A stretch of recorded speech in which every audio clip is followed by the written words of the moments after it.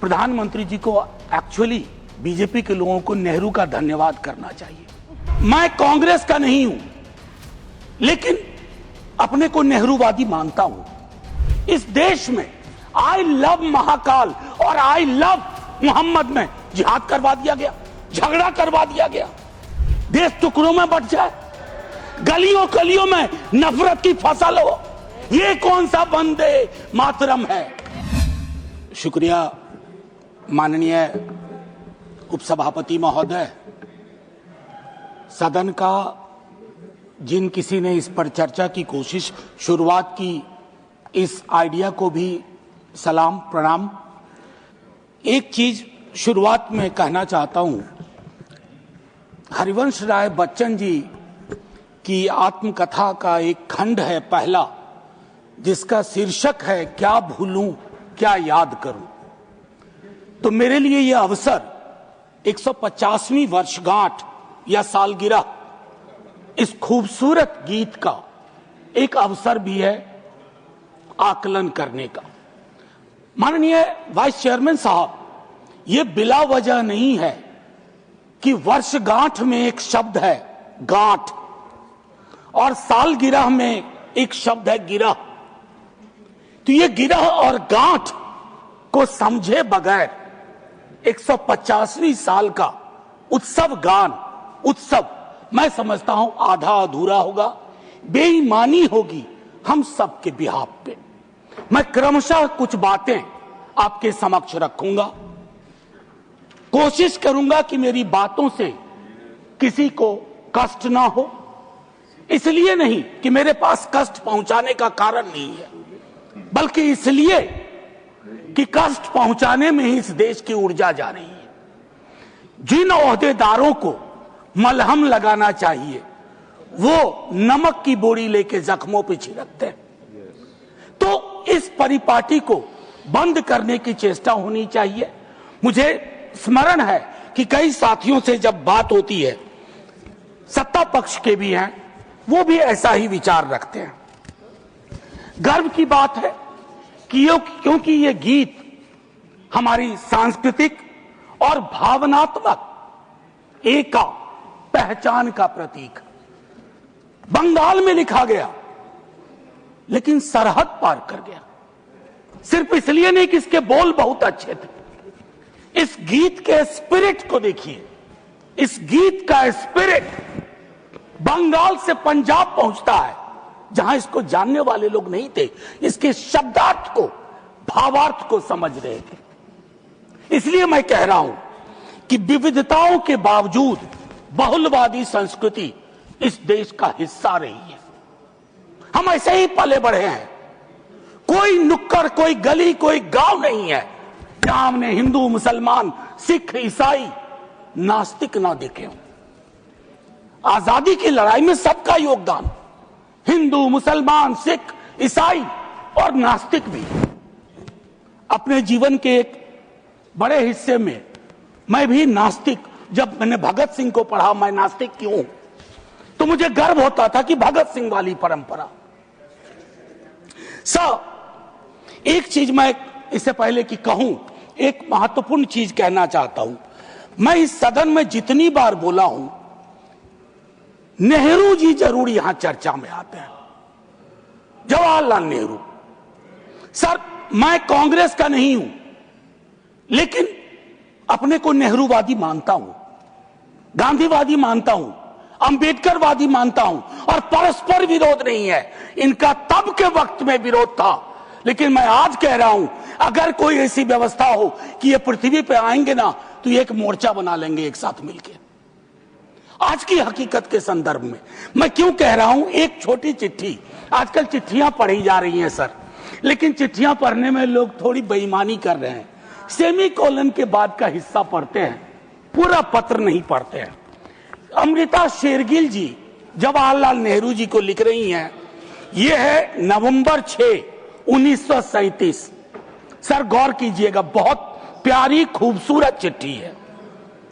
यह चिट्ठी कहती है, उनकी किताब मिली थी आत्मकथा, यह चिट्ठी कहती है, My dear Jawahar, as a rule I dislike biographies and autobiographies. they ring false pomposity or exhibitionism. But I think I like yours. You are able to discard your hello. You are capable of saying, when I saw the sea for the first time, when others would say, when the sea saw me for the first time. Sir, आजकल ऐसे लोग बहुत तरक्की कर रहे हैं जो ये कहते हैं कि समंदर ने आज मुझको पहली बार देखा, ये नहीं कि मैंने समंदर को पहली बार देखा। ये एक महत्वपूर्ण चीज है। सर, ध्रुवीकरण आज के हमारे जीवन का हिस्सा बन गया। क्या बंकिम बाबू ने यह कल्पना की थी, उस महाकवि ने यह कल्पना की थी कि देश इतने टुकड़ों में बंट जाएगा? पार्टीशन से ज्यादा। अभी मैंने देखा चंद महीनों पहले इस देश में आई लव महाकाल और आई लव मोहम्मद में जिहाद करवा दिया गया, झगड़ा करवा दिया गया। I can love every God simultaneously, yet I want to remain in peace, in prosperity, seeking justice and getting it. ये रवायत क्यों खत्म हो रही है? सर, ये निकेन प्रकारेण चुनाव जीत जाए, मैं बधाई देता हूं। चुनाव जीतना एक कला है, हो सकता है ये इस कला में आप निष्णात हो, लेकिन सर, मैंने कहा तो मैं चोट नहीं पहुंचाऊंगा, लेकिन चुनाव जीत जाए और देश हार जाए, देश टुकड़ों में बंट जाए, गलियों गलियों में नफरत की फसल हो, ये कौन सा वंदे मातरम है? ये कौन सा वंदे मातरम है? मैं सिर्फ ये कहना चाहता हूं, चुनाव जीतने की कई पद्धतियां हैं। कुछ पब्लिक को पता है, कुछ अभी नहीं पता है, आने वाले दिनों में पता चल जाएगा, क्योंकि इस मुल्क में कोई सीक्रेट बहुत दिन छुपता नहीं है। लेकिन एक चीज जो सबके सामने उजागर है कि आप चुनाव के वक्त, चुनाव से पूर्व, चुनाव के दौरान आप किस प्रकार की जुबान बोल रहे हैं। सर, मैं जानता हूं जब तमाम हमारे सीनियर साथी लोग, मंत्री लोग एक दिन तो पब्लिक लाइफ छोड़ के जाएंगे, मैं भी जाऊंगा छोड़ के, सर मैं भी छोड़ के जाऊंगा, लेकिन मूल्यांकन करूंगा मेरी बातों ने कितनों को चोट पहुंचाई है, कितने घर में दीवारें खड़ी कर दी, कितने गांव में तकसीम जैसे हालात कर दिए। मैं वंदे मातरम के माध्यम से कश्मीर पे बोलूंगा, शाम में मेरी ट्रोलिंग हो जाएगी। मैं नहीं बोलूं क्या?